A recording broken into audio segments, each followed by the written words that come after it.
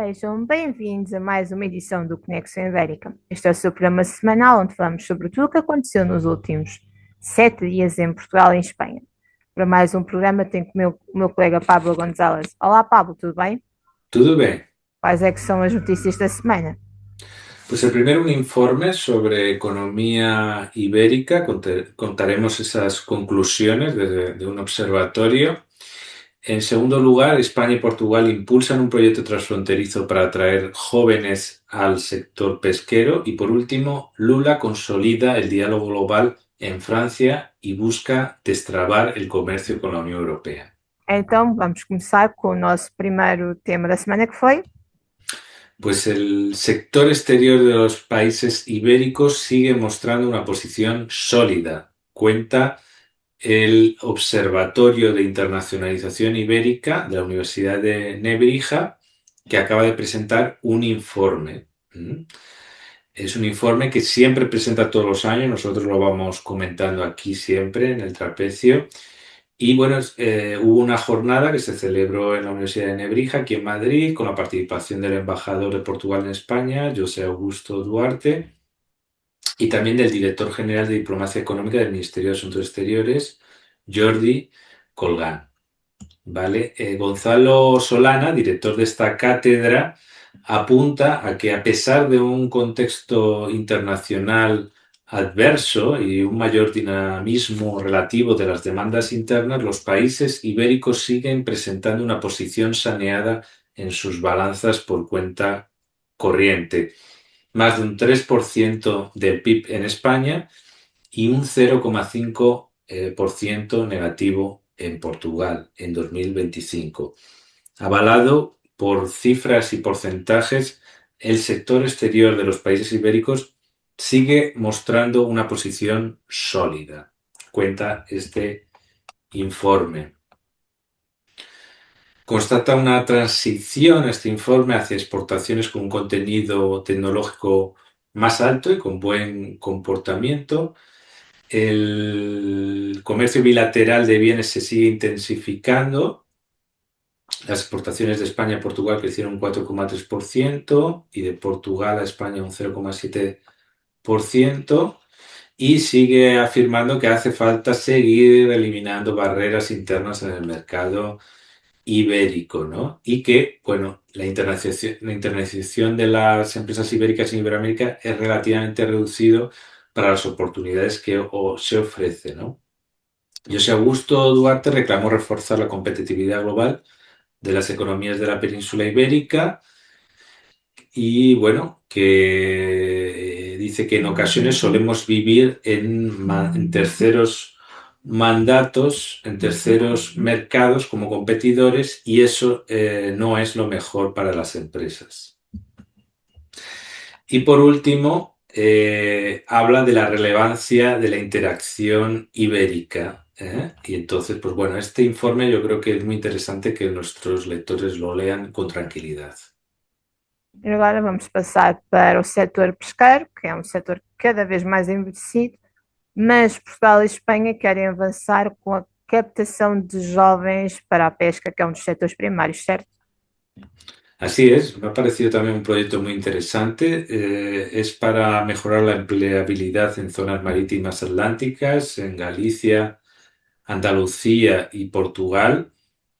Y bueno, vemos cómo el envejecimiento de la mano de obra, la falta de incorporación de la población joven y el desconocimiento social sobre las oportunidades profesionales vinculadas al mar son una realidad. Entonces intentan, pues eso, animar a toda esta masa de la población a que vea oportunidades en este segmento, en este sector. Y bueno, pues ahí realizan un diagnóstico del sector, de las campañas de divulgación, encuentros, etcétera, y reúnen, pues eso, un montón de entidades de España y Portugal del ámbito pesquero, formativo y administrativo para intentar reforzar esa cooperación hispano-lusa.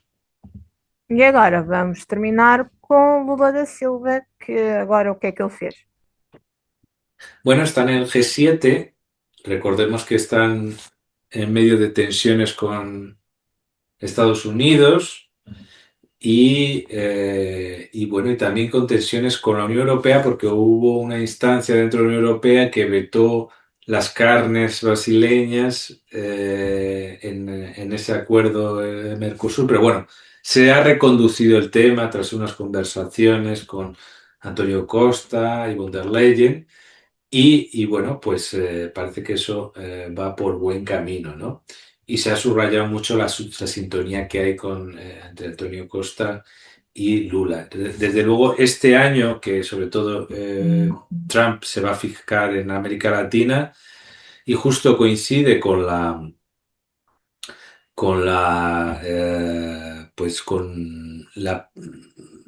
condena del Supremo Tribunal Federal de Brasil de Eduardo Bolsonaro por alentar a la coacción económica, instigando a Trump a poner aranceles contra decisiones del Tribunal Supremo, acaba de ser condenado por 4 años. Entonces las tensiones con Estados Unidos irán a más.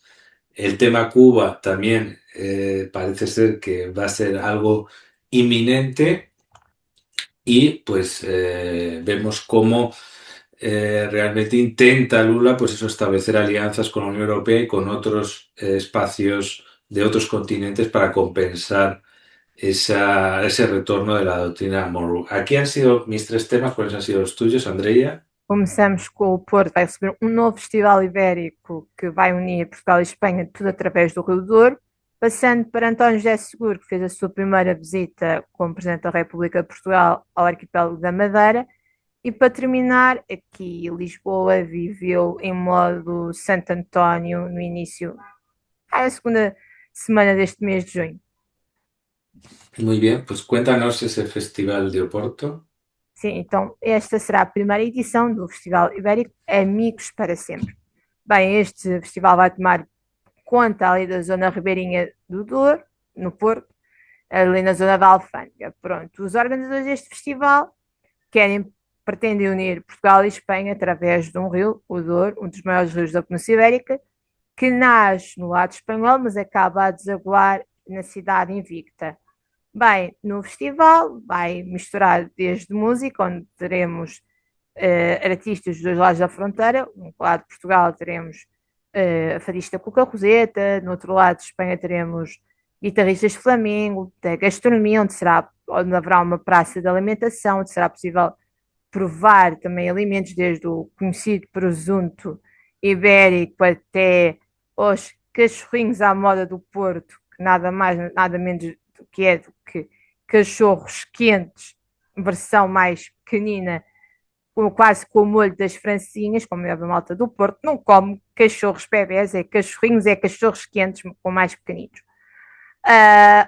Espetáculos de videomapping durante os dias deste evento. Haverá sempre um espetáculo diário que pretende mostrar como evoluiu a amizade dos dois países nos últimos 50 anos. Não podemos esquecer que desde há 50 anos atrás ganhámos nos dois lados tanto a liberdade com o fim de ditaduras de Salazar e de Franco, como entramos na União Europeia. Ou seja, este espetáculo de videomapping pretende mostrar como foi o crescimento de Portugal e Espanha nos últimos 50 anos de amizade.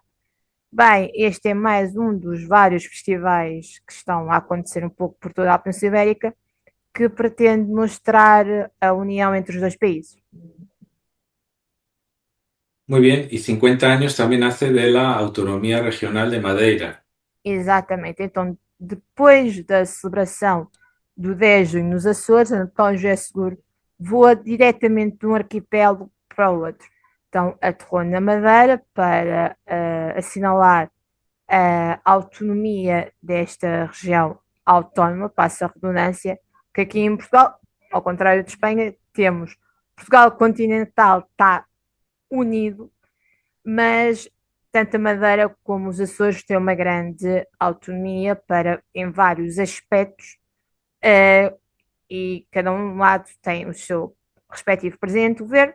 No lado açoriano temos José Manuel Bolieiro, no lado de Madeira, durante anos e anos, tivemos Alberto João Jardim, agora, e não é Cristiano Ronaldo, temos Miguel Albuquerque.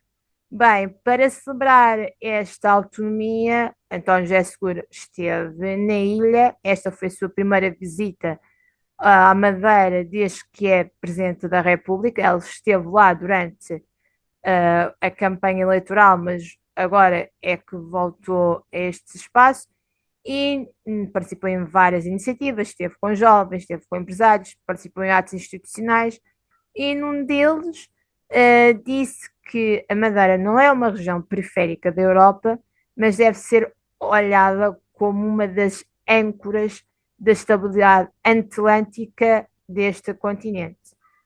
Muitos falamos, principalmente aqui em Portugal, olhamos para a Madeira como um jardim, mas seguro quero que olhemos para a Madeira como uma âncora, âncora de estabilidade, âncora de crescimento, âncora de paz, demonstrando que também há muita coisa, há muita riqueza num lado mais afastado, numa periferia, neste caso, não só de um país, mas também de um continente. Muy bien, y por último, Santo Antonio. Exato, então, esta é claramente 13, de 12 para 13 de junho, é claramente uma noite em que os lisboetas não dormem e está cada vez mais internacional.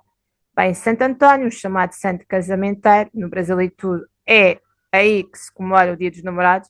Aqui em Portugal vamos muito à anglo-saxónica e fazemos a 14 de fevereiro. Bem, o Santo António, nascido em Lisboa, morreu em Pádua, é celebrado na cidade desde arraiais no meio da rua, em todos os bairros existem, quase que há uma competição para ver qual é que é o melhor, come-se sardinha assada, muita dela até pescada na Galícia. Existem os tradicionais casamentos de Santo António. Este ano tiveram envolvidas 6 nacionalidades nestes casamentos.